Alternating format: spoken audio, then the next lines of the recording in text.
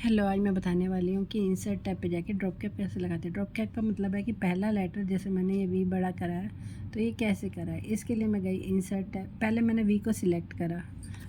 अभी मैं control Z करके बताती हूँ, कंट्रोल Z। जैसे अब ये मैंने वी को सिलेक्ट करा, उसके बाद मैं गई इंसर्ट टैब पे। इंसर्ट टैब पे जाके टेक्स्ट पे गई। टेक्स्ट में यहाँ पर इंसर्ट ड्रॉप कैप का ऑप्शन आया, इसमें ड्रॉप पे गई तो ये आ गया। उसके बाद मैं इन मार्जिन्स पे गई, ड्रॉप कैप ऑप्शन में जाओ। यहाँ पर देखो, ये इस टाइम कोई भी अगर इसको सिलेक्ट करके ओके करेंगे तो ये नो ड्रॉप कैप दिखा देगा।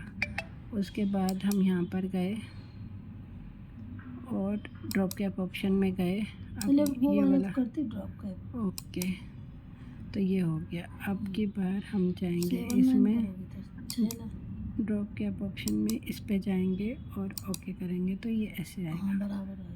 उसके बाद हम ड्रॉप कैप ऑप्शन में जाएंगे। यहाँ पर फ़ॉन्ट के लिए भी आपके पास स्टाइल है, जैसे कि आप इसको हेडिंग में देंगे तो ये ओके करेंगे तो ये हेडिंग बन गया है। अगर आप इसके फ़ॉन्ट अलग स्टाइल में देना चाहते हैं तो आपको यहाँ पर अलग अलग चीज़ों में अलग अलग करके दिखाएगा। देखो, बॉडी में इसने बड़ा कर दिया है और डार्क कर दिया है, इसका जो लाइन है वो मोटी हो जाएगी, तो इसके फ़ॉन्ट के स्टाइल भी चेंज करता है वो। और अगर आप ड्रॉप कैप ऑप्शन में लाइंस देंगे, जैसे अभी मैंने 3 लाइन दी है तो इसने 1 2 3 लाइन में लिया। अगर आप इसको यहाँ पर 7 कर देंगे तो ये 7 लाइनों के बाद देगा। और डिस्टेंस फ्रॉम टेक्स्ट में अगर आप यहाँ पर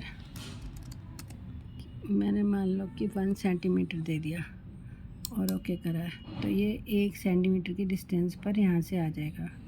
तो इस तरीके से ड्रॉप कैप अपना डिस्टेंस मेंटेन करता है। ये 1 सेंटीमीटर का डिस्टेंस ले लिया इसने यहाँ से।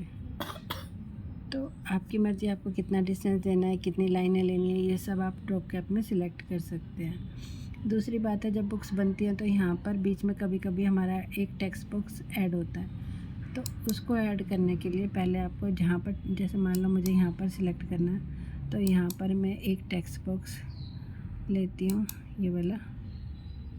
तो इसको उठाकर आप यहाँ पर रख दो, तो इस तरीके से अपना टेक्स्ट बुक, जैसे बुक में अलग से ऐड किया होता है वो भी ले सकते हैं। उसके बाद हमारा आता है यहाँ पर लेआउट।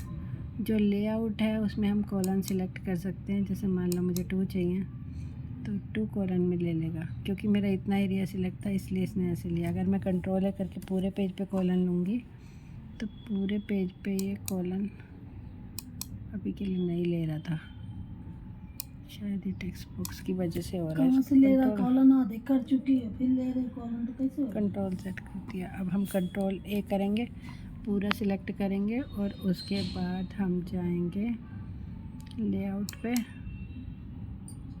लेकिन अभी भी ये कॉलम नहीं ले रहा, पता नहीं क्यों नहीं ले रहा। सिलेक्ट कर दिया पूरा, वी को भी सिलेक्ट करे तो कैसे आएगा? अच्छा, वी गड़बड़ कर रहा है तो हम इसको कंट्रोल Z कर देते हैं।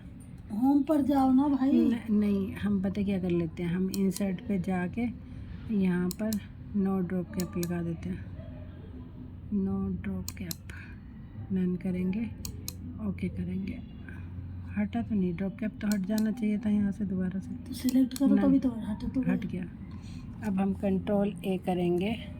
अब हम लेआउट पे जाएंगे, कॉलन पे जाएंगे, 3 कॉलन करेंगे, हो गया ना। तो इस तरीके से ये 3 कॉलन ले लेता है। तो आप कॉलन के बीच में अगर आपको लाइन भी डालनी है तो आप दोबारा से कॉलन पे जाओ, मोर कॉलन पे जाओ, यहाँ पे लाइन बिटवीन करो तो आपकी यहाँ पे लाइन आ जाएगी। तो तीनों के बीच में लाइन इस तरीके से आएगी। तो ओके, थैंक यू।